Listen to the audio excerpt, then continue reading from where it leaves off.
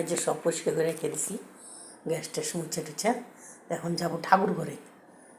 ঠাকুর ঘরে যেয়ে ঠাকুর ঘরে বাসন টাসন ধুবো, ধুয়ে এসে তারপর একটু বসবো, বসে একটু জিরায় নিয়ে তারপর ঘর দর গুছাবো, গুছায় টুছে কাপড় টাপড়ও আছে, ওগুলো সব গুছায় টুছে বারে বারে কী হয় ভিডিওটা জানি না কী হয়, বারে বারে দেখায় তো ওই লাগে। বাপু একটা রান্না বারে বারে দেখায়, আমি মোবাইল তেমন একটা ধরাধরি করতে পারি না, কী হয় কি জানি জায়গা ভিডিওটা। তো ওই থোরের ঘন্ট, তা আপনারা এইভাবে থোর খেয়ে দেখবেন, ভালোই লাগে। আমি তো বড়া করলেও ভালো পাই, এরকম করে ঘন্ট করলেও ভালো পাই। থোরের বড়া করে রসা করা ওইটাও করি কখনো কখনো। তো এখন মানে কি ডাল একটু করলাম, তাই আর কি রসা করলাম না, তো ডালের সঙ্গে ঘন্টটাই ভালো লাগে, তো ঘন্ট করলাম। আর তেমন ভাজা ভুজা খাই না বেশি, আমিও সুগারের ইসে তো কম খাই, ভাজা টাজা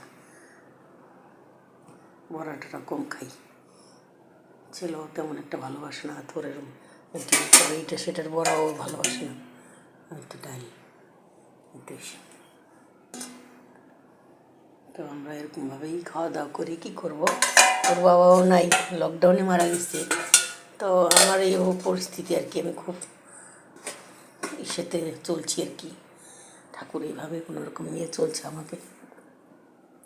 জানি না আমার কপালে কী আছে, ছেলেটা কোনো দিন কোনো কাজ পাবে কি না, সরকারি বিকম পাস করে এখন ওই মানুষের অ্যাকাউন্টের কাজটা করে, একটু ওই দিয়েই সামান্য পয়সা খাতা লেখে, ওই দিয়ে সামান্য পয়সা মানুষের আন্ডারে থাকে, সামান্য পয়সা দিয়ে চলাফেরা করি আর কি, খাওয়া দাওয়া কোনো রকম এইভাবে চলছে আর কি। ভগবান কবে যে দিন ঘোরাবে, কবে যে কী করবে জানি না, ঠাকুর জানে।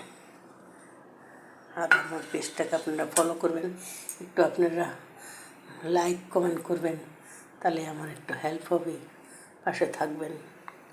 অসহায়কে সহায় করতে জুবিন ভাই কীরকম সবাইকে সহায় করে গেছে, আপনারা একটু পাশে থাকবেন। জুবিন দা গরিবের কত হেল্প করছে।